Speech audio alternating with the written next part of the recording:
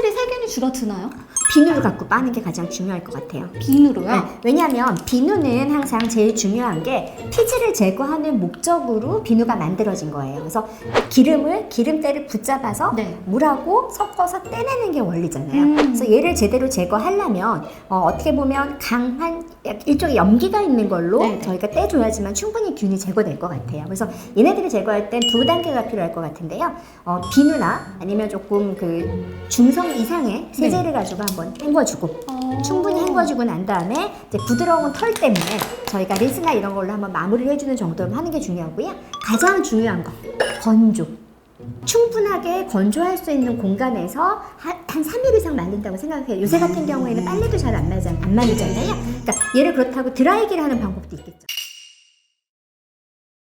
얘는 전국 다이소의 품절사태를 일으켰던 미니 세탁기입니다. 어렵게 최근에 입고된 걸 구했어요. 그래서 이 아이를 가지고 이 퍼프를 한번 빨아보려고 합니다. 오, 더러워.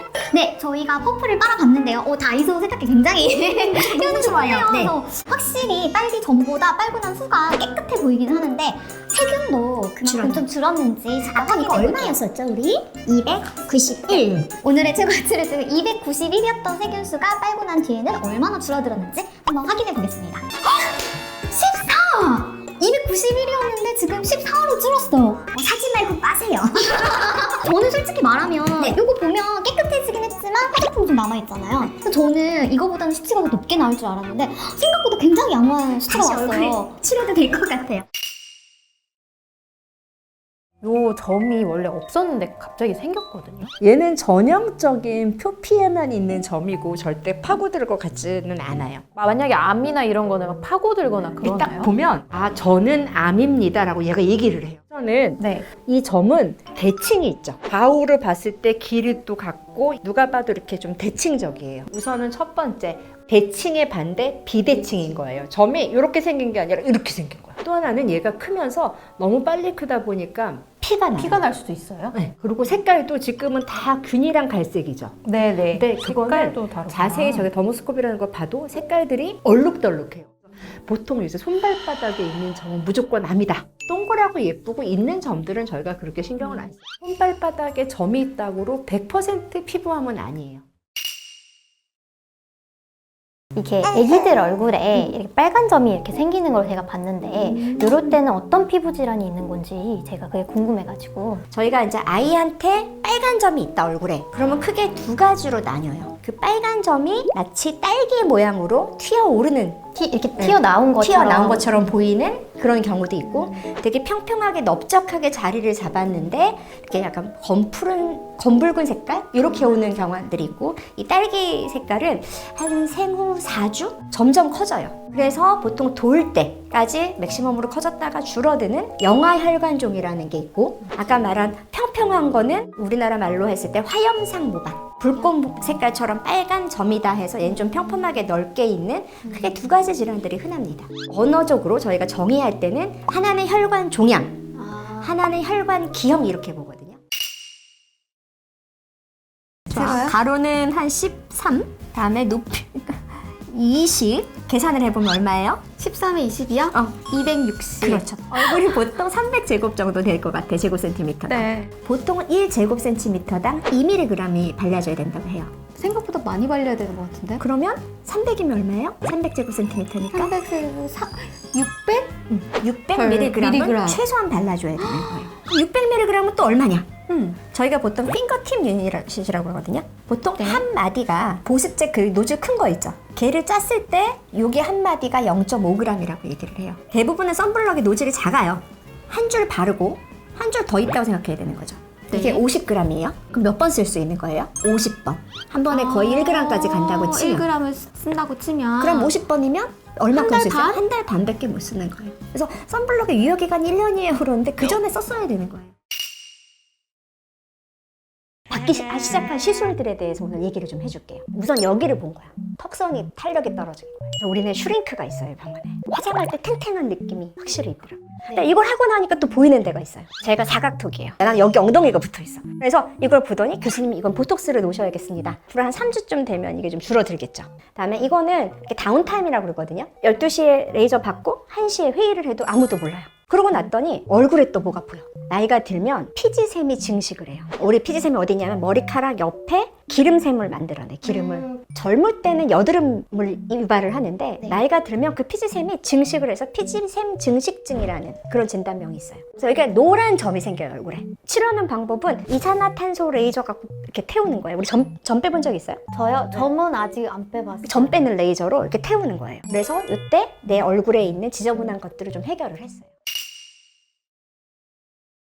이 사진을 보고 우리 맞춰보도록 합시다. 이거는 티눈, 이거는 사마귀. 이 사마귀예요, 둘 다. 이 발바닥에 있는 사마귀는 되게 진단이 쉽지가 않은 것 같아요. 사마귀는 사마귀 바이러스에 의한 바이러스성 질환이에요. 증식이란 단어, 각질 쪽에 있다는 단어, 바이러스가 핵심. 티눈은 이게 각질이 있는데 일정하게 한 군데 압력이 가해지면 지도 살아보겠다고 딱딱해지는 거예요. 압력이 있는데 딱딱해지다 보니까 일정 부위만 원추형으로, 옆으로 봤을 때는 정말 이렇게 원추. 네. 그래서 저희가 얘를 진단하기 위해서는 되게 얇은 칼로 깎아봐요. 깎았는데 피도 안 나고 동그랗다. 티는. 깎았는데 지저분하고 심지어 피까지 비친다. 사마귀니까 냉동치료를 해라. 얘네 특징은 뭐냐면 우리가 항상 자극이 없으려면 pH가 어떻게 되는 게 좋아요? 중성, 약산성. 정답. 약산성으로 만들려고 해요. 그다음에 계면활성제 중에서도 되게 강한 계면활성제보다는 이제 중성적에 가까운 계면활성제를 써서 자극을 안 주겠다. 저는 이제 많이 처방내는 것 중에 하나가 제로이드에서 나온 루트힐.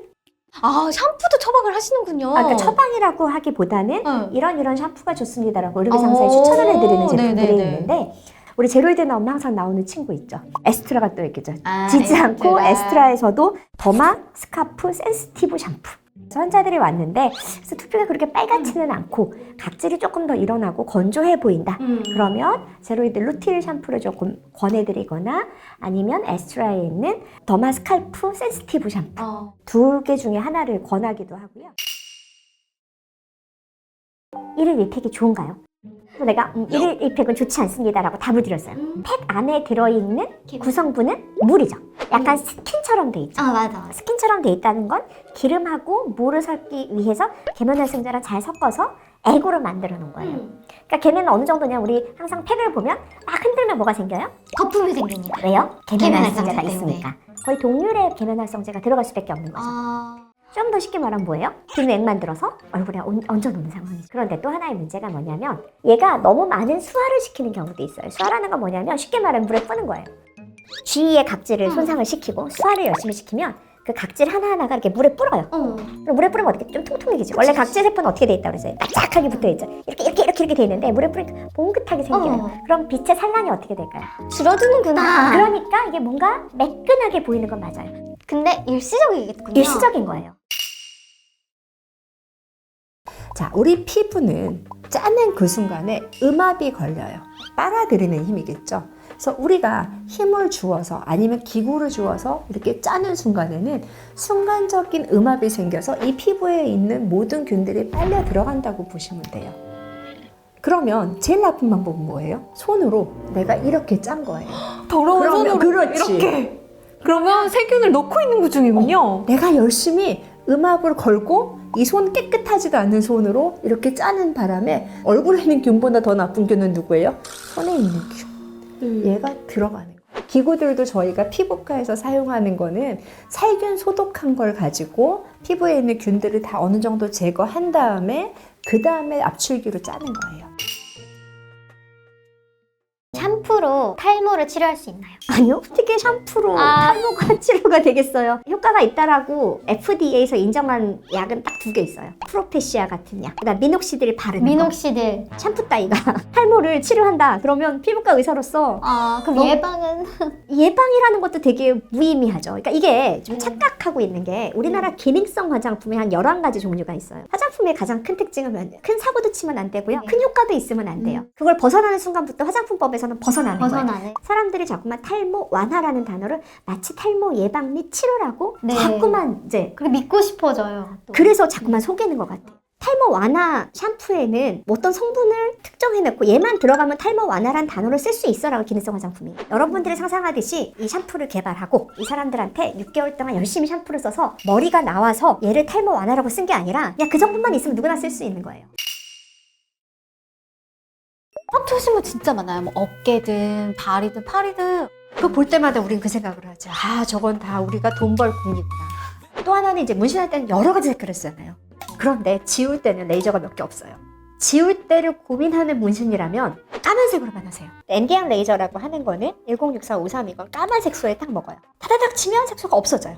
그래서 별 문제가 없어요. 잘 깨니까 색소를. 흉터도 별로 흉터도 없고 없고, 네, 흉터도 어차피 별로 탁 없군요. 날려버리고 네. 표피가 아물면 진피 안에 있던 거니까 진피 안에 색소를 깨버리면 회복되는데 별 문제가 없는데 제일 골치 아픈 게 휘황찬란하신 예를 들어 무슨 빨강색, 빨간색, 파란색도 있잖아요. 초록색. 초록색. 이게 타겟이 없어요. 그러니까 차라리 까맣게 예쁘게 된 거는 그대로 몇 번 쓰면 웬만큼 들어오고 타투이스트 실력이 되게 중요하거든요. 정말 유명한 타투이스트한테 균일하게 예쁘게 할 수 있는 사람한테 하시든가 안 보이는데 하시고 그라 걸지 마시고 빨간색 넣지 마시고 많이 안 하셨으면 좋겠어요. 지금 이 빠지는 거 환절기 탈모 아닙니까? 꼭 그렇지는 않아요. 모바라케에서도 되게 중요한 주제 중에 하나를 사람들이 환절기가 돼서 빠졌어요 라고 얘기를 하면서 온단 말이에요. 환절기 때 두피가 되게 자외선, 두피 데미지가 되게 많아요. 염증도 많이 생기고 땀도 많이 나고 그러니까 두피가 되게 매일매일 머리를 감아도 그렇게 깨끗이 않은 염증 상황인 거예요. 자외선 차단제를 머리에 바르지. 남자분들 중에 조금 이렇게 허술한 농도를 밀도를 가지고 있는 분들은 여기에다가 자외선 차단제를 바르라고 말씀을 드리고요. 그리고 두피도 얼굴하고 똑같기 때문에 이제 머리가 조금 덜 있으신 분들은 여기에 광선 각화증이라든지 이런 것들이 잘 생겨요. 그래서 여기도 반드시 바르라고. 그럼 두피 전용 뭐 자외선 차단제 이런 거 아니 그냥 있는 걸 바르시면 있는 걸 돼요. 발라야 돼요? 남자분들 중에 잘 발라주시는 분들이 있어요. 나이 조금 있으신 저희 어머님들이 많이 찾아오신다고 하던데요. 그 이유가 뭐예요?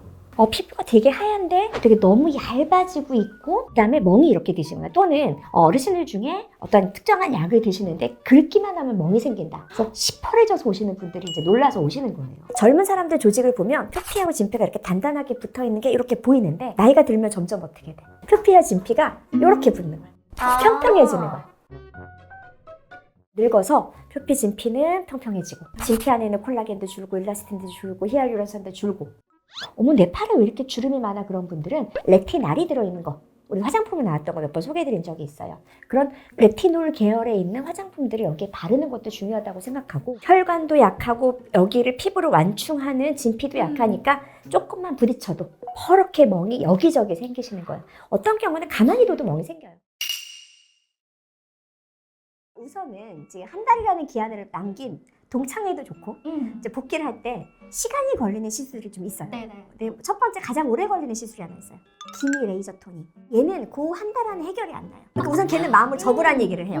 4주가 남았을 때 우리가 제일 많이 해야 되는 것 중에 하나가 소위 말하는 보톡스나 필러 시술 같은 건 요때 하는 게 좋아요. 사주구나. 보톡스가 제대로 근육을 마비시켜서 저희가 좋은 효과를 보이기 전 보통 3주가 걸린다라고 얘기를 하거든요. 또 하나는 알아요. 이분 맨날 맞는 거. 네. 3주 전, 한 달 전에는 얘를 분명히 맞아서 턱에 있는 근육을 조금 위축시켜 놓으면 훨씬 더 얼굴이 작게 보이겠죠. 항상 턱보톡스 만들면 한 3kg 정도 빠져 보이는 효과를 맞아요. 가지고 있어요. 제일 없어 보이는 게 뭔지 아세요? 누가 봐도 어머 저 사람 시술했어. 보톡스 과하게 맞고 필러 빵빵하게 넣어서 어머 저 사람 간만에 좀 했나 보다. 그거보다 자연스럽게 안 했나? 근데 왜 저렇게 이뻐졌지? 이런 느낌. 3주쯤 되면 우리가 또 해야 될 게 하나 있죠. 탄력. 탄력. 울세라, 슈링크 이런 거. 원래 이제 슈링크나 울세라 하면 되게 금방 효과가 나지만 저는 2, 3주 전에 보통 얘기를 해요. 왜냐하면 혹시라도 임박해서 하게 되면 얘도 열을 가하거나 이런 과정이기 때문에 화상을 입으면 저희가 복구할 시간이 없으니까 사고 칠까지 고민해서. 그래서 결혼 준비하는 분들은 되도록이면 시술을 2달 전부터 시작을 하긴 하거든요. 그런데 이제 아까 말한 1주가 남았어요. 그런데 내 얼굴이 너무 칙칙해. 그럼 뭘 해줘야 될까요? 물광 주사? 정답. 역시 써니. 역시. 원래 솔직히 물광주사는 2, 3일이 제일 피크긴 한데 걱정하는 건 붓기도 안 빠질 수 있지만 가끔 피나는 경우도 있기 때문에 조금 시간에 여유를 주면 뭔가 반딱반딱한 그런 효과를 볼 수가 있겠죠. 또 2주 전에 할 수 있는 것들이 하나 있어요. 물광주사는 조금 더 전에. 소위 말하는 필링 시술들. 필링. 네, 뭐 무슨 각질 제거. 각질 제거하는 것들을 그때 해서 피부를 좀 매끈매끈하게 충분히 올라오게 하는 방법들도 있겠죠. 각질 제거를 입막해서 하면 될까요? 잘못하면 시뻘개져요. 그래서 못하는 거죠. 네.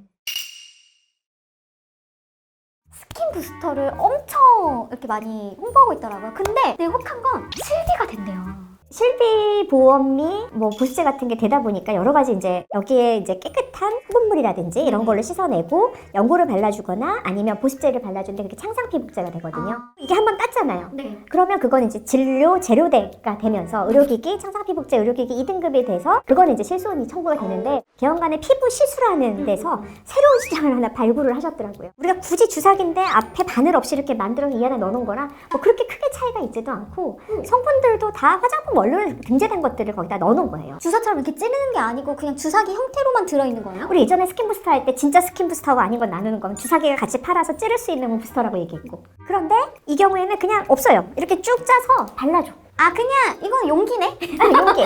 왜냐면 약처럼 보여야 되니까. 저희 특별한 드레싱을 알려드려요. 밀폐 스포요법이라는 걸 가르쳐드려요. 멸균 거지가 보이면 조그맣게 뜯으세요. 그런 다음에 생리식염수를 충분히 뜯어서 여기가 되게 안이 깨끗하니까 이 안에다가 충분히 거즈를 적시세요. 한 15분 정도 촉촉하게 적셔 놓으세요. 이 효과는 삼출물을 흡수를 하고 그러니까 삼출물이라는 건 진물 나는 것들을 흡수를 하고요. 촉촉하니까 덜 가렵죠. 15분이 흘러갔다 치고 그러면 이제 얘를 제거를 할게요.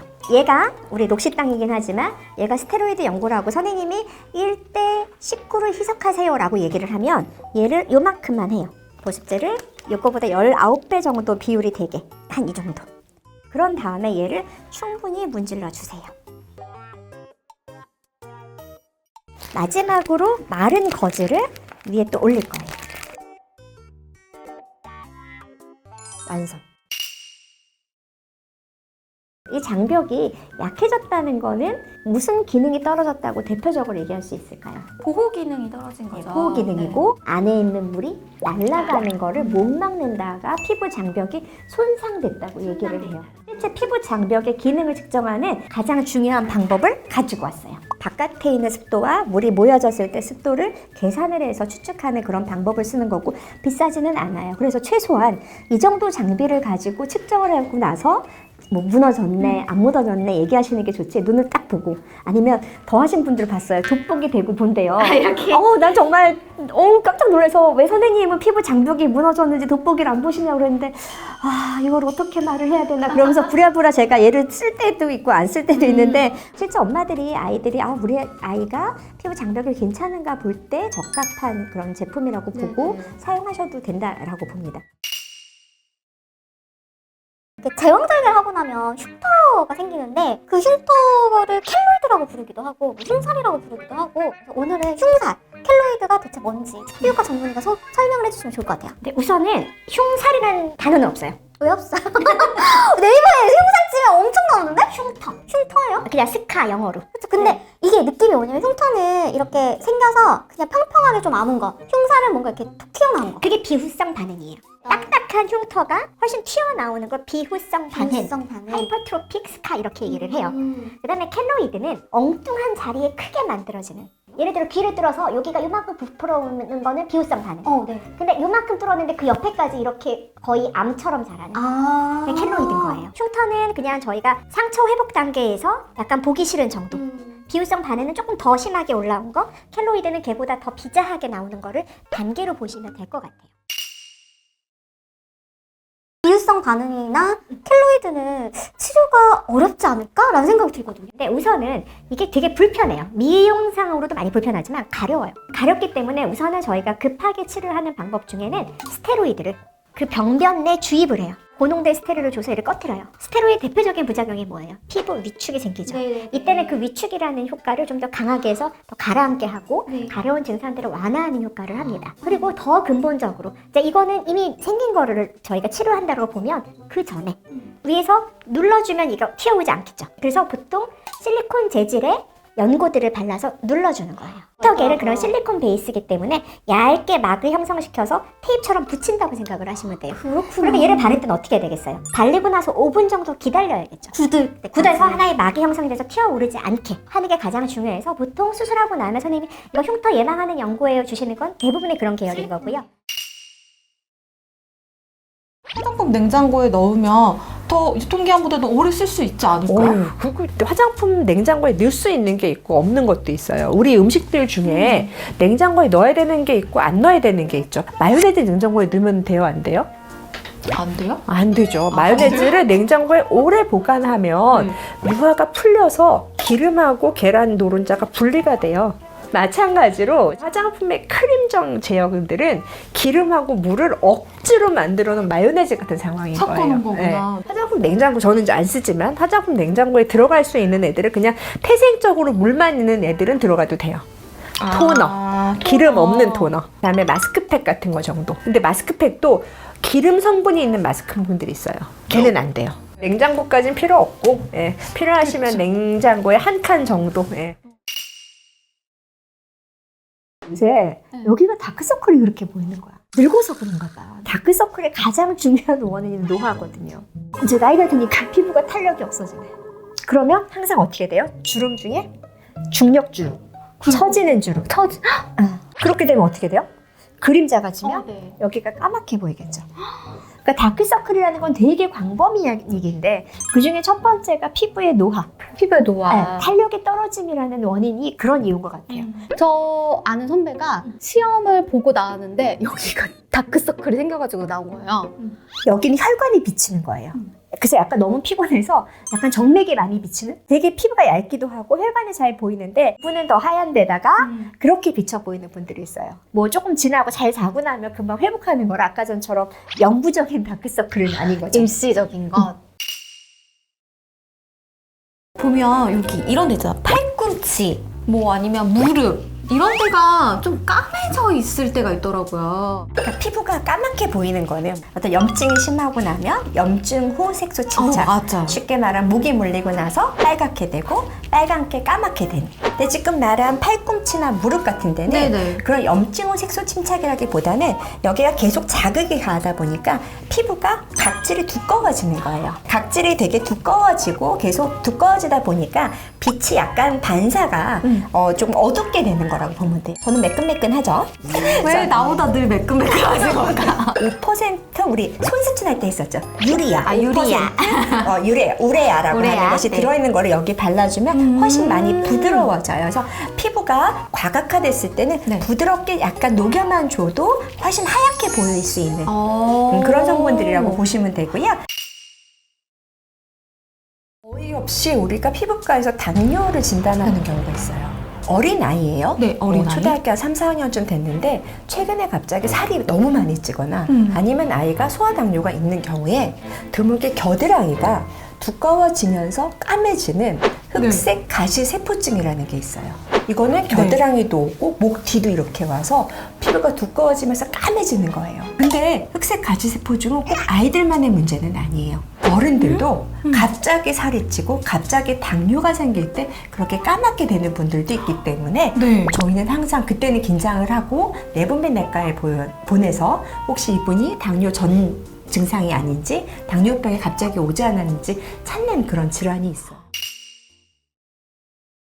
이거 다 아시지 않아요? 그 스타킹 신고 내렸는데 막 하얀 가루 막 각질이 후루룩 주르륵 떨어지는 떨어지고. 그러니까 이제 각질이라고 부르는 거는 저희가 흔히 말하는 피부 장벽이라고 하는 구조물이라고 보면 돼요. 이제 각질 세포가 이렇게 켜켜이 붙어 있는데 본드 같은 세포 구조가 있어요. 그래서 요거를 특별한 효소가 끊어줘요. 이 효소를 활성화시키는 힘이 여러 가지 조건에서 있는데 너무 건조해도 그렇고 약산성이 깨져서 중성이나 알칼리성이 되면 패크맨처럼 막 잡아먹는 애가 막 활성화되니까 충분히 피부를 보호하지도 못하는데 떨어지게 하는 거예요. 자, 그러면 이 각질층이 잘 붙어 있을 수 있도록 환경을 만들어주는 게 좋아요. 이 각질층을 튼튼하게 만드는 방법은 뭐가 있을까요? 보습? 네, 보습제를 이제 많이 발라주라고 얘기를 하는 거예요. 보습제에 들어가는 것 중에 우리 피부가 못 날아가게 막아버리는 밀폐, 이런 보습제의 대표적인 게 뭐가 있을까요? 바세린 같은 거를 밀폐제라고 해요. 한 막을 해서 절대 물이 못 날아가게. 네, 맞아요. 바세린 바르면 막 생긴 것 같잖아요. 그렇죠, 네. 정답. 댓글을 하나 달아주셨는데 백반증에 대해서 좀 다뤄달라고. 원인으로 꼽는 게 우리 색소세포라고 하는 멜라닌 세포. 멜라닌 세포를 내 것이 아니라고 인식해서 염증 세포가 파괴를 하는 거예요. 그래서 백반증이 고정화되면 경계가 되게 명확한데요. 한참 시작할 때를 보면 저희가 3층을 볼 수가 있어요. 그러니까 3단계로 보여요. 그라데이션이 노랗고 그런 식으로. 그러면 주변에서 지금 이 멜라닌 세포가 염증 세포에서 열심히 파괴를 되고 있구나라고 생각을 해요. 정말 많이 심한 분들은 온몸에 퍼지는 경우가 있어요. 그 백반증이 생기는 부위는 온몸에 색소가 어디든? 있는 곳은 어디나 다 생길 수 있고요. 다음에 여기 머리에도 생길 수 있으면 여기만 흰머리가 날 수 있겠죠.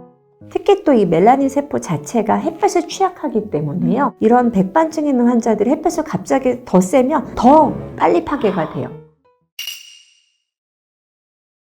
그 피부색을 나누는 기준이 있어요. 그 피부과적인 용어로 피츠패트릭 타입이라는 게 있어요. 피츠 패트릭 타입이요? 네. 그래서 1은 정말 배곡같이 하얀 사람. 6은 아프리카인들 중에 까만 분들 있죠. 네. 피부가 하얀 분들은 멜라닌 색소가 적기 때문에 자외선에 의해서 피부암이 발생할 확률이 훨씬 높아요. 훨씬 너무. 얼마 전에 우리 선생님 여기가 광선각화증이라고 암에 가기 직전 단계였었어요. 근데 이가 너무 색깔이 이게 그냥 보면 약간 핑크빛인데 각질이 있는 거예요. 근데 이 병변이 한 몇 개월 있었어요. 그래서 선생님 요거 이상하다. 그래서 제가 한 달만 더 지켜보고 약을 발랐는데 변화가 없으면 조직 검사 해드리겠습니다. 그랬더니 변화가 없더라고요. 그래서 바로 조직 검사를 했고 광선각까지 진단을 내리고 바르는 약으로 치료를 할 수 있어서 그분이 정말 감사했어요.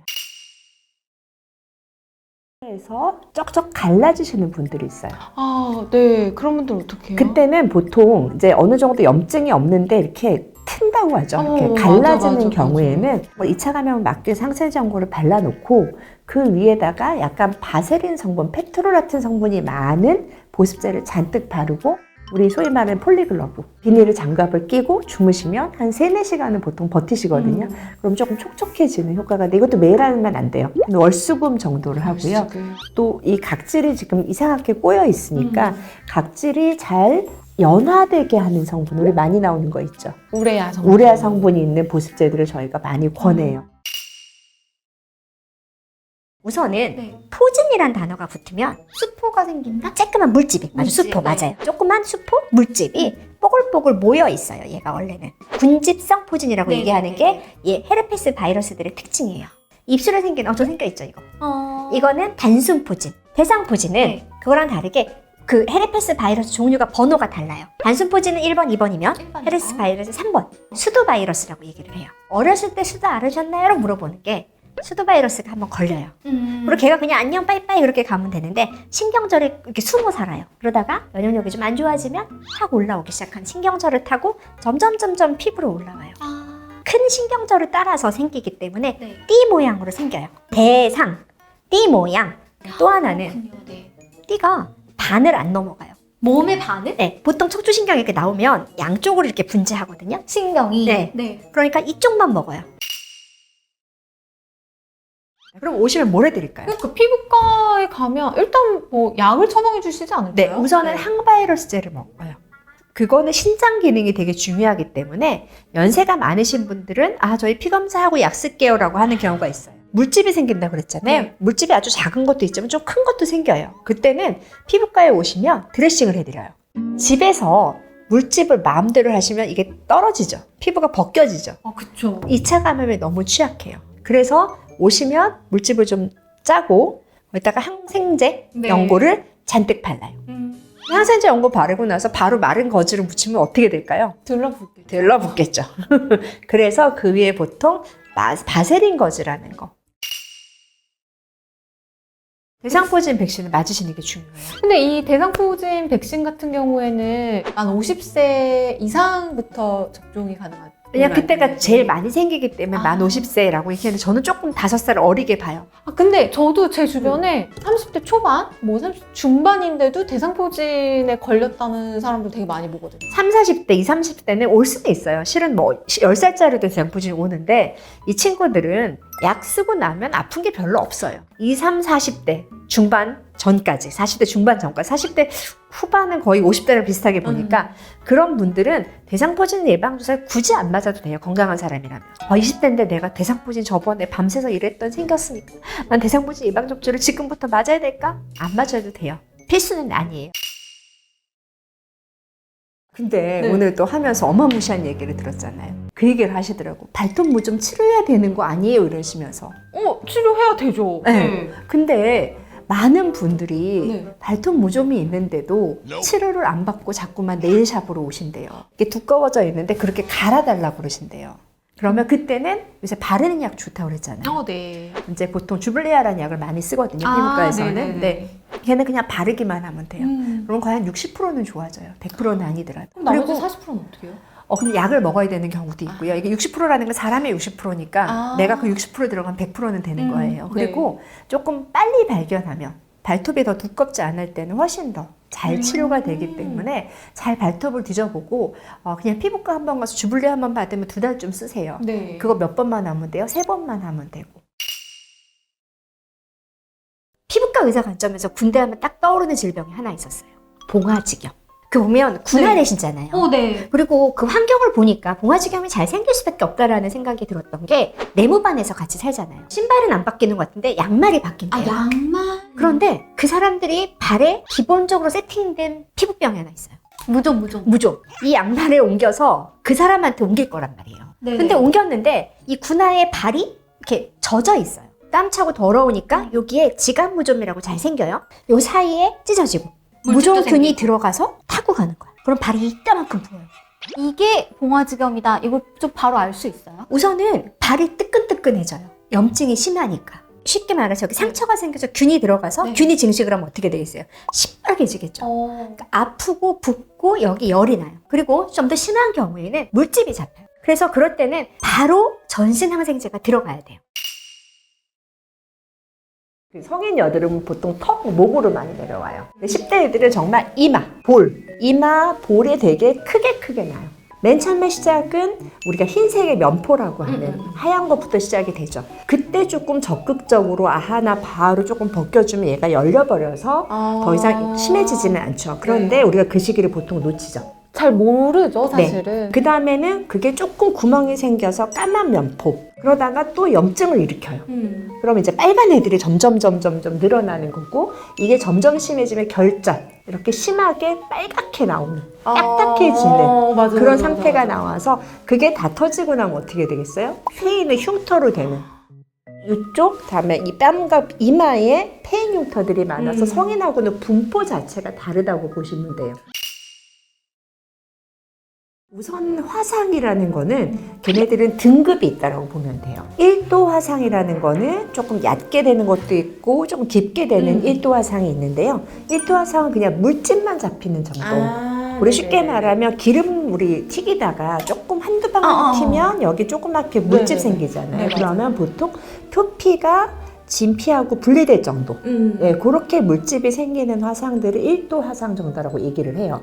2도 화상의 경규는 진피 일부가 거의 거기까지 익는다고 보면 돼요. 그때부터는 흉터가 남기가 너무 쉽겠죠. 일부 피부와 지방까지도 녹아내릴 수가 있는 상황이기 때문에 너무너무 깊게 상처가 생기게 되고요. 보통은 병원에서는 위축이 되지 않게 인공 피부를 대기도 해요. 2도, 3도. 3도는 너무 많이 타버려서요. 감각을 느낄 수가 없어요. 요새 코로나19 앓고 난 뒤에 후유증 호소하시는 분들이 되게 많더라고요. 근데 너무 많더라고요. 네. 그러니까 이게 예를 들어서 저희과 같은 경우에는 피부과도 있어요? 너무 두드러기가 심해졌다는 사람들. 그전에는 피부과 한 번 안 다녔는데 너무 가렵다는 분. 그다음에 손끝이 이렇게 빨갛게 되시는 분들. 이런 분들이 너무 많아서 너무 괴로워하다가 동네에 이제 피부과를 다니다가 결국 저한테 온 케이스들이 많았어요. 대표적인 건 마치 홍역 앓은 듯이 온몸이 빨갛게 돋아나는 거예요. 좁쌀까지 별 홍역 양이 나타나기도 하고 가장 또 흔한 게 두드러기처럼 올라와요. 두드러기 특징은 뭐냐면 한 곳에 올라왔다가 24시간 내에 다른 곳으로 돌아가면서 빨간 게 올라오는 두드러기성 그런 질환들도 생기고요. 또 하나는 혈관염의 형태로 잘 생겨요. 혈관염이요? 네, 혈관이 이제 염증이 생기게 되면 약간 빨간 후추 뿌리듯이 보여요. 심한 경우에는 외국에서 특히 유럽에서 많이 보고가 됐는데 동창이라고 얘기하는 손끝이 얼어 보이는 시퍼렇게 되는 손끝이 퍼렇게 되는 것들이 계속 지속되는 그런 사람들도 돌아오지 있고 않고. 아니면 혈관염이 너무너무 극심해서 약간 여기가 페이듯이 혈관의 염증이 너무 심하면 흉터가 생기고 그런 질환들도 보인다. 그러면 아이가 태어나서 이 아이가 아토피인지 아닌지는 언제부터 알 수 있어요? 보통은 100일 전으로 판단이 나요. 우리나라 말로는 태열이라고 하는 그게 같은 말이라고 이해하시면 돼요. 우리가 그냥 아토피다? 통상적으로 태열이라고 하는 게 아토피일 가능성이 더 높은 거예요. 그래서 이게 뭐 한의학 용어기 때문에 딱 완전 100% 매칭이 되는 건 아니지만 아 얘가 어렸을 때 태열이 있었어요 그러면 저희가 자세히 들어보면 아토피 피부염이에요. 또 하나는 이 아토피 피부염은 단순하게 우리가 피검사로 진단하는 병이 아니라고 항상 강조를 드려요. 그럼 어떻게 특정 부위에 반복적으로 염증이 생기는 게 1순위예요. 그다음에 가려워해야 돼요. 그리고 가족력이 있어요. 그러면 이렇게 봤는데 아이가 아토피일 가능성이 이제 보인다. 그랬을 때 1차적으로 엄마나 아빠가 해줄 수 있는 건 뭔가요? 병원 가기. 아토피라는 거는 100일 때 피크였다가 이렇게 사라지는 애들도 있어요. 돌 지나서 한 80%가 없어지는 경우도 있고 이렇게 있다가 평생 가는 애들도 있어요. 이 모든 가능성을 우리는 봐야 되는 거예요. 네. 그래서 우선은 데리고 가세요.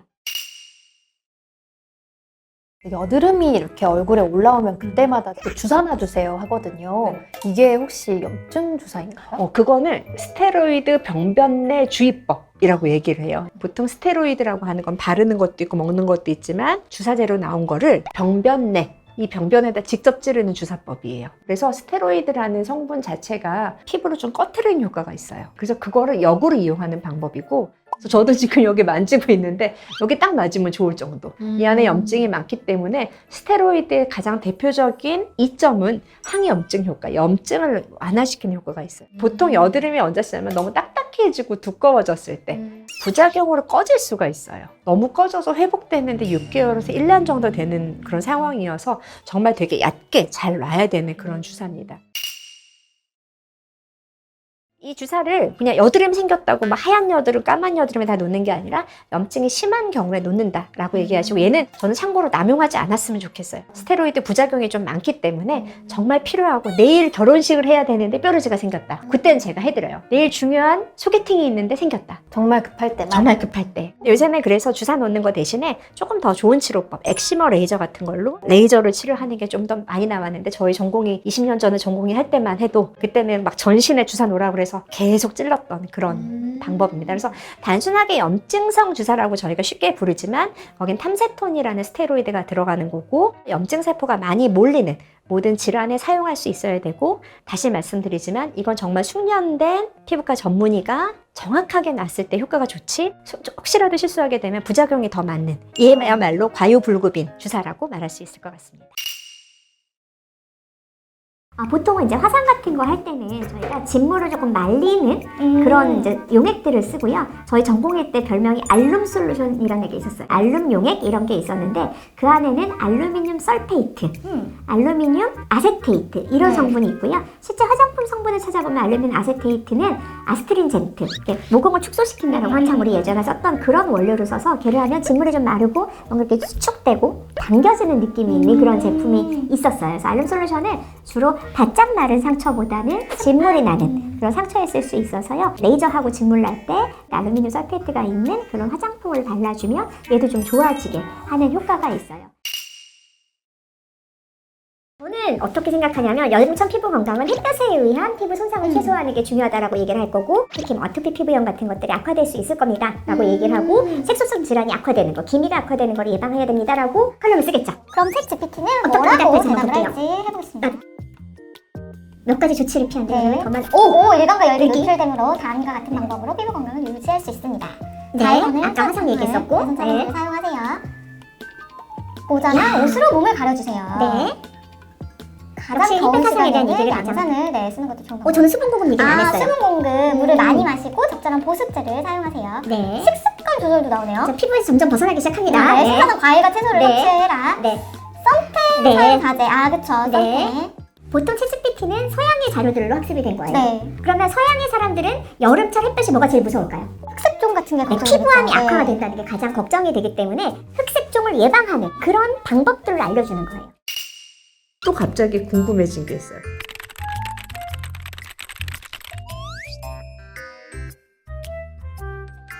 전혀 모르는 데세? 왠지 저거 유럽 쪽 같은데. 이게 나중에 끝나고 진짜 저게 있는지를 구글에서 한번 찾아봤으면 좋겠어요. 닥터 데니스 그로스 스킨케어 DRX 스펙트라. 에지프라이 나왔어. 오! 대박. 오, 나왔어. 나왔어. 이게 뭐라고 이렇게 재밌을까? 있어. 대박. 와, 대박. 그 다음 제품도 찾아보자. 오, 이거 맞네요. 네. 챗GPT가 정말 별걸 다 하는데요. 애기들한테 가장 쉽게 올 수 있는 감염성 질환, 피부 감염성 질환이 진짜? 농가진이라는 거예요. 농가진이라는 건 뭐냐면 우리가 피부에 보면 여러 가지 균들이 살아요. 피부 상재균이라는 것들이 있어서 우리가 뭐 포도상구균이라든지 연쇄상구균이라든지 이런 것들을 살면서 잘 균형을 맞추고 있다가 아이가 뭐 상처가 생긴다거나 네. 그렇다면 그 안에 포도상구균이라는 게 막 증식을 해요. 습진처럼 생겼는데 농이 생기고 진물이 나고 붓기도 하는 동그랗게 생기는 게 농가진인 경우가 많아요. 그러면 이게 상처가 나야만 생기는 거야? 원래는 미세한 상처가 있는데 잘 인지를 못하고 있다가 거기에 상처가 생기는 경우도 있고요. 더 많이 생기는 아이들은 아토피 아가들. 아토피 아가들 어떻게 돼요? 잘 긁게 되죠. 그리고 아토피 아가들은 피부 장벽이 약하다 보니까 포도상구균이 잘 증식할 조건이에요. 여기서 여러 가지 두피의 비듬이를 만들 수 있는 질환들을 막 나열을 해보면 우리가 많이 보는 아토피 피부염도 그렇게 염증을 일으키고 염증이 일어나면 피부에 각질이 일어나고 그 각질이 얕은 각질이 아니겠죠. 얼굴에도 아토피 피부염이 심하면 빨개지고 각질이 두껍게 있는 것처럼 두피도 똑같이 있는 경우가 있어요. 다음에 여드름일 때도 그럴 수 있죠. 모낭마다 염증이 생기면 그 앞에 각질이 떠 있겠죠. 그때는 아마 두피가 조금 기름이 많을 수는 있어요. 네. 또 하나는 우리가 소위 말하는 진짜 지루 피부염. 네. 여기에 효모균이 피지를 좋아해서 효모균이 만들어내는 염증 때문에 생기는 지루 피부염이 생길 때도 그렇게 비듬이 보일 수가 있어요. 아니면 단순하게 두피가 너무 건조해서 우리 마치 아토피 피부염의 초기 단계처럼 피부가 건조하면 약하게 미세한 각질이 생기죠. 아, 그렇죠. 그러면 소위 말하는 건조한 두피죠. 건조한 두피일 수 있고. 동남아에 갈 때도 피부 주의해야 되는 건 햇빛 화상 정도 아닐까요? 아니죠. 그거 말고도 여러 가지 우리가 생각해야 될 점이 있다는 거 오늘 주제를 한번 말씀드리도록 하겠습니다. 대표적으로 식물성 광 피부염을 일으켜요. 식물성 광 피부염이요? 그게 뭐예요? 라임, 베라가못, 그다음에 뭐 무화과의 열매 말고 무화과 나무의 즙 이런 아이들한테는 퓨라노쿠마린이라는 성분이 있어요. 퓨라노쿠마린이라는 게 자외선 A하고 합해져서 광 독성을 일으켜서 우리 마치 옷 오른 것처럼 그런 게 식물성 광 피부염이에요. 연일 가면 뭐 받아요? 스파. 오일로 이렇게 하고 이건 몸에 좋은 거니까 나가세요. 맞아. 씻지 말라고 하죠. 그런데 그거 받고 나서 갑자기 뭐 손이나 이런 데가 완전히 빨개져서 한국에 돌아오시는 분들이 있어요. 오일에 있는 베라가못 성분, 그다음에 라임 성분 이런 것들이 식물성 광 피부염을 일으켜서 이렇게 물집이 정말 다다다다 빨간데 거기에 작은 물집들이 생겨서 마치 화장처럼 보이는 거예요. 스트레스가 피부를 망치게 한다는 것을 증명한 연구들이 여러 개 있는데요. 첫 번째 스트레스가 피부 장벽을 망가뜨려요. 그걸 어떻게 실험을 했냐면 쥐를 이렇게 통에다 가둬놓고 42시간 동안 불을 계속 켜면서 동시에 뭐를 했냐면 우리 가끔 미국 여행 갈 때 우리 기분 낸다고 라디오 켜잖아요. 그런 라디오 기억나요? 와와와와 그러면서 락 나오는 거. 그거를 계속 들어주는 거예요. 그 채널을. 우리가 잘 재운 애들하고 얘를 비교를 해본 거예요. 그랬더니 건강한 상태로 있던 쥐에 비해서 피부 장벽을 손상시키고 회복하는 속도도 떨어지고 피부 장벽을 만들어내는 기름도 없고 다음에 그 안에 있는 단백질도 덜 만들어지고 피부가 전반적으로 분화하는 속도도 늘어지고 그래서 피부 장벽이 그냥 깨진다는 걸 증명을 해버린 거예요. 저희 병원용 화장품이라는 이름으로 조금 특별한 것들이 몇 가지가 나와 있어서 사실은 궁금해 하시는 것 같아서 네. 제가 오기 전에 사진을 좀 찍었어요. 그러면 헬리나님 저 뭐라고 했지? 푸소렉스? 아, 이게 묵음. 아, 묵은 소렉스, 소리아시스라고 하는 병이 있어요. 그게 건선이에요. 건선. 원래 이 소렉스라는 로션은 건선용 화장품으로 나왔었어요. 그러니까 건선 환자들도 보습제를 발라야 되니까 건선의 두꺼운 거를 조금 좋아지게 하는, 그러니까 좀 어려운 용어지만 PAR2라는 것에 억제제를 넣었었어요. 그래서 가려움증이 좀 좋아져요. 제품 이름이 베크네인가요? 베크네. 베크네는 등에 스프레이로 뿌려요. 등. 아크네 여드름, 베크네. 등드름. 어우. 보통 약으로 나오는 건 아클리프라는 등드름 약이 있는데 쟤보다는 조금 약하겠죠? 이거는 스팟젤로 나온 거. 아니 잡티를 못 봐서 그 회의실에 떨어진 종이를 주우셨다고요? 그러니까 내가 정말 이게 잡티에 되게 나도 몰랐는데 사람들 볼 때 얼굴에 뭐 있고 어디에 뭐 나는지를 되게 열심히 보고 있더라고요. 이게 약간 직업병 같은 건가 봐.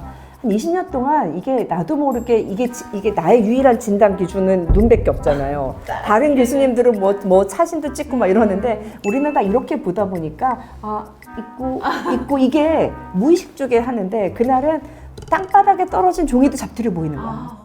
피부과 의사의 의외의 직업병? 직업병. 뭘 그냥 못 봐. 그리고 솔직히 지하철 타잖아요. 그러면 그 지하철 상대평에 애들을 스캔을 해. 아 이거는 그러니까 스캔을 하려고 하는 게 아니라 그냥 보게 돼. 쟤는 아토피, 저긴 SK, 저 비틀고는 어떻게 하지? 저분 오늘 레이저 잘못 맞았네? 아토피 중증 있는 환자들 보면 가서 말 걸고 싶어요. 자네 나한테 진료받지 않을래? 기미는 어떻게 해? 기미는 다행히 화장품이 아니라 연고로 해결을 할 수 있어요. 그거는 처방을 드릴 예정인데 우리나라 제약회사에서 만든 멜라텐 크림이라는 게 있어요. 멜라텐 크림. 네, 멜라텐 크림이라는 게 있는데 보통은 계절적으로 조금 전략이 다른데요. 기미 치료할 때 그 멜라텐은 늦봄부터 초가을까지 열심히 바르라고 얘기를 드려요. 왜 그럴까요? 그때 자외선이 좀 세니까 레이저 못해요. 레이저 해도 자꾸만 다시 올라올 수 있기 때문에 그 기간 동안 우리가 열심히 좀 관리를 하는 의미에서 밤에 그 멜라텐을 좀 바르게 처방을 드릴 겁니다. 약을 드리면 정량으로 열심히 발라주시는 게 중요하고요. 보통 모든 연고의 기준은 손 한 마디를 발랐을 때 2바닥 정도. 얼굴이 기미가 이렇게 있어요. 그럼 한 바닥 정도잖아요. 그럼 어느 정도 짜야 될까요? 한 요 정도 짜야 손 반마디는 짜야 돼요. 반마디를 짜서 바닥. 많이 바르면 자극, 적게 바르면 효과가 없어서 항상 머릿속에 보통 연고라고 끝나는 것들은 한마디로 2바닥을 커버하겠다라는 의지로 하신다 그러면 충분한 효과를 볼 수 있다라고 추가로 설명을 드리겠습니다.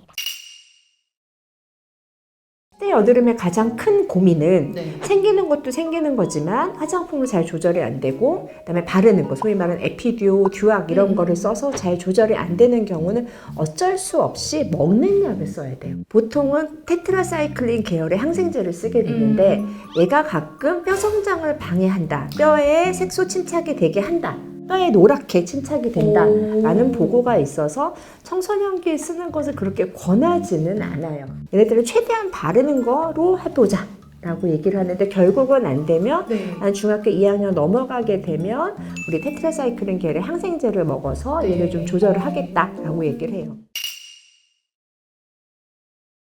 이게 뭐예요? 체리 혈관종. 체리 혈관종이요? 이게 뭐의 상징이에요? 미모의 상징? 두 글자. 이제 50 넘어서 노화의 상징 드디어 나에게도 체리 혈관종이 생겼어요. 아 이게 나이가 들면서 나이가 들면 특히 이제 한 50대 중반부터 되면 팔에 이렇게 조그맣게 빨간 점이라고 또 소위 말하는 것들이 잘 생기게 되는데요. 얘 뭐 여러 가지 단어가 있는데 뭐 체리 혈관종? 있구나 정도라지 저희는 그렇게 신경을 쓰진 않아요. 만약에 위험한 거였으면 제가 이렇게 써니한테 자연스럽게 보여주면서 나에게 체리 혈관종이 생겼어 이러지는 않겠죠. 그래서 저는 별 걱정 안 하고 이제 갖고 있고 정말 너무 보기 싫다 사람들이 물어본다 그러면 나중에 레이저를 해볼까 하는 정이에요. 근데 또 이런 혈관종 비슷한 게 하나 있어요. 화농성 유가종이라는 게 있어요. 혹이 딱 튀어나왔는데 검붉은 자주색의 말랑말랑한 젤리처럼 생겼어요. 그런데 걔는 보통 상처가 생기는데 많이 잘 생겨요. 첫 번째로 추천해 드리는 성분이 있어요. 비타민 A 화장품들을 권해요. 아, 비타민 A. 네. 올 알데히드 레티노산. 자극은 역으로 있어요. 발랐을 때. 그런데 효과는 그럼 누가 더 좋을까요? 아무래도 산이 그렇죠. 가장. 그래서 얘는 약품으로 쓰이는 거예요. 아. 그게 스티바예요. 실제적으로 화장품에 들어가는 레티놀은 2500 IU 이상이 들어가야 돼. 인터내셔널 유니시에 들어가는 건단 말이에요. 같은 농도라 그러면 레티노산은 롤보다 25배 이상 효과가 있대요. 그러니까 얘 25배 20배를 넣어야지만 이 레티놀 산의 효과가 있는 거예요. 근데 화장품에 그렇게 넣으려면 우선은 자극도 되기도 하고 네. 뭐가 문제일까요? 원료값이 어마무시해지겠죠. 네, 엄청 비쌀 거. 그래서 피바 같은 성분을 바르는 게 화장품보다 효과가 좋은 이유는 그런 거예요.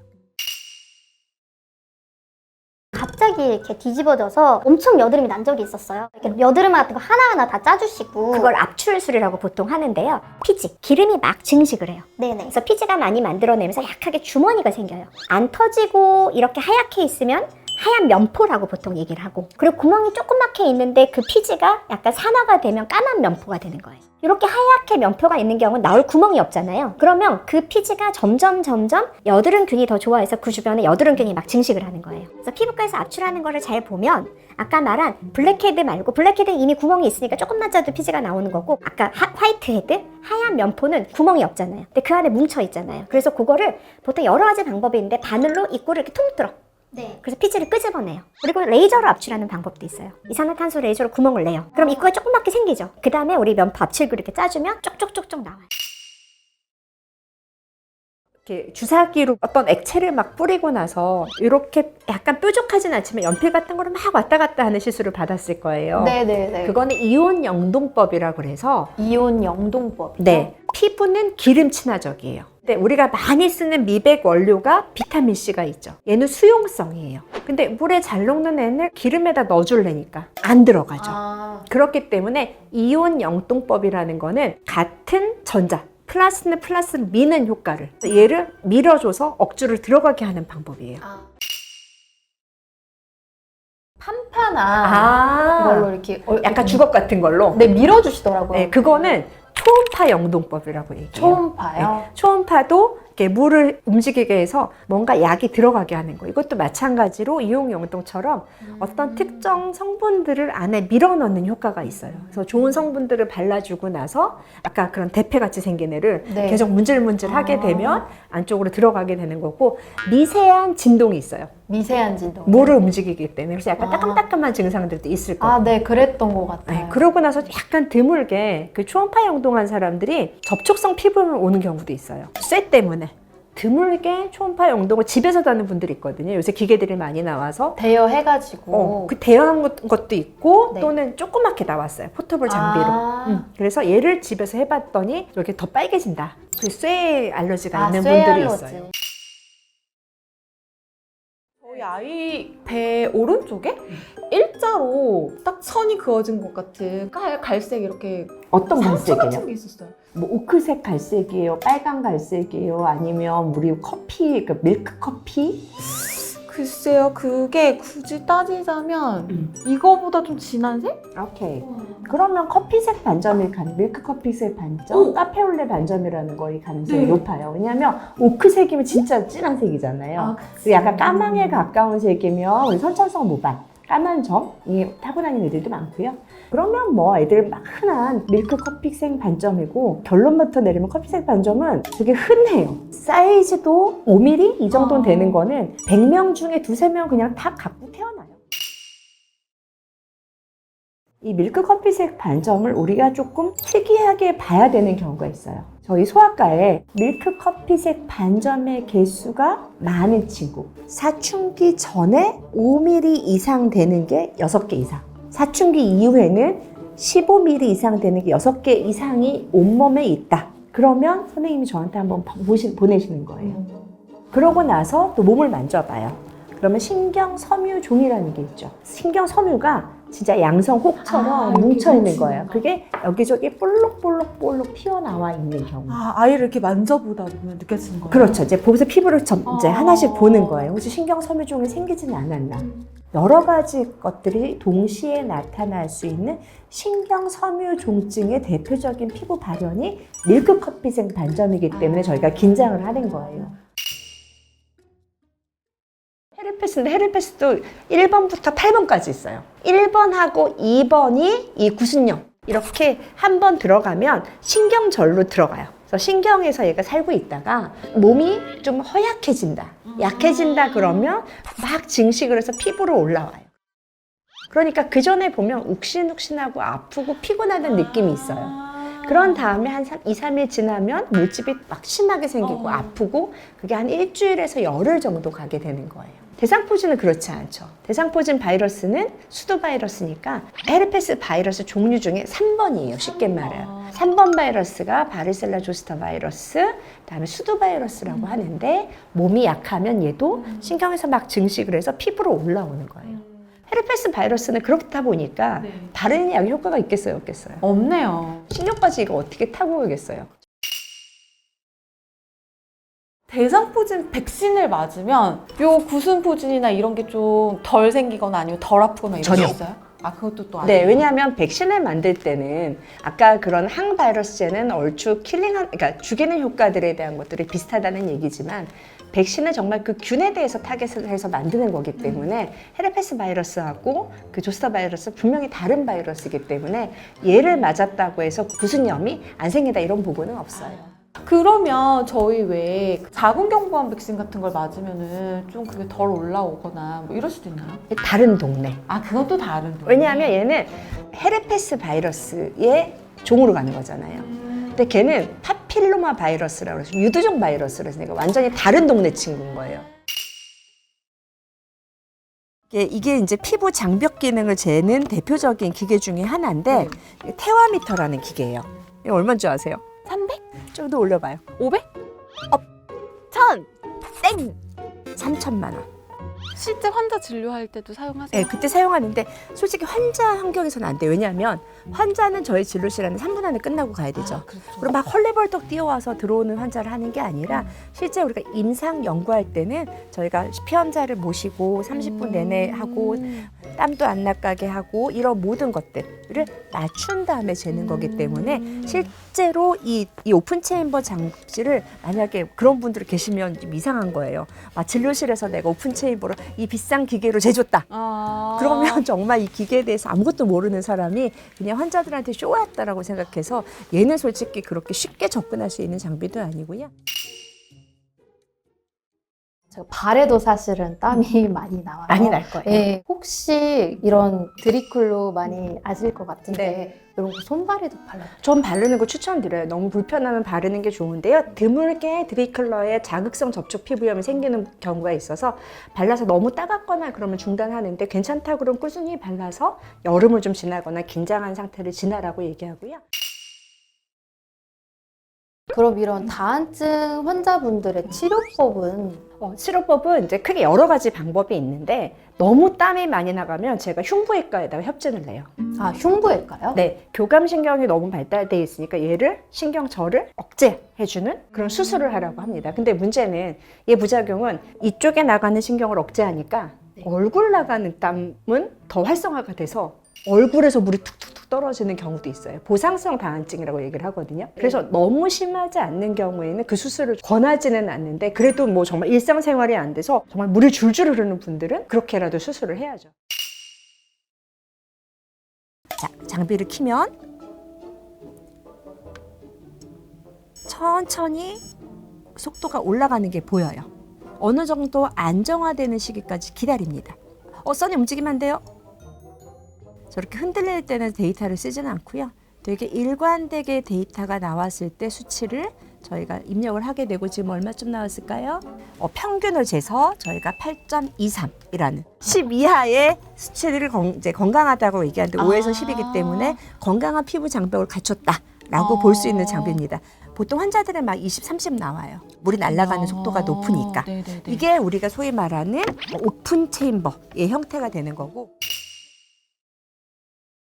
지루 피부염이라는 게 있어요. 지루 피부염은 성인도 그렇지만 피지가 많은데 여기 미간, 코, 여기 빨갛게 생기잖아요. 여기까지. 네네네네. 이게 성인의 지루 피부염이고 두피에 비듬 많이 생기고 심한 경우 두피도 빨간 질환이 지루 피부염이잖아요. 네. 근데 그 지루 피부염이 영아 지루 피부염이 있어. 그럼 영유아에게 생기는 지루 피부염과 30, 40대 때 생기는 지루 피부염의 원인은 같은 거예요? 그렇죠. 약간 피부에 장벽 손상도 있고 피지에 약간의 이상이 있을 수 있고 그다음에 염증이 잘 생기고 그다음에 드물게 이제 성인한테는 말라세지아 흉어균의 영향이 미친다라는 네. 얘기인데 아이들은 그렇게 심하지는 않거든요. 여하튼 아기가 태어났는데 여기도 빨갛고 여기도 빨가니까 엄마들이 이제 데리고 와요. 아토피 피부염 아니에요? 라고 데리고 오는데 대부분 한 달, 그 생후 4주 왔다 갔다 할 때 생기는 거는 지루 피부염일 가능성이 높고요. 그래서 이 친구들 중에 이제 가장 문제는 얘가 잘 안 떨어진단 말이야. 어떻게 썩져 있으니까. 그러니까요. 그래서 그거는 이제 보통 엄마들이 저번 시간에 얘기했지만 목욕을 잘 못 시켜. 목도 못 가누거든요. 이렇게 딱 머리가 떡져 있는 경우에는 버즈 수건을 충분히 적셔서 네, 그다음에 이렇게 물이 흘릴 정도는 아니고 여기다 이렇게 올려요. 불리고 나면 좀 떼기가 쉬워지잖아요. 억지로 떼면 어떻게 될까요? 피가 나겠죠. 그렇기 때문에 목욕하는 동안에 수건에 물을 적셔서 여기다 좀 올려요. 그 사이에 올려. 이제 몸 네, 씻기고. 몸 다 씻기고 난 다음에 두피가 너무 심한 아이들 경우에는 우리가 징크가 들어있는 아연이 들어있는 성분을 씻기기도 해요. 그래서 그 샴푸를 두피 전용 샴푸를 써서 어느 정도 제거를 해주고 그렇게 해서 몇 번 반복을 하면 걔가 좀 쉽게 떨어질 거예요. 절대 억지로 떼지는 않아야 되고요.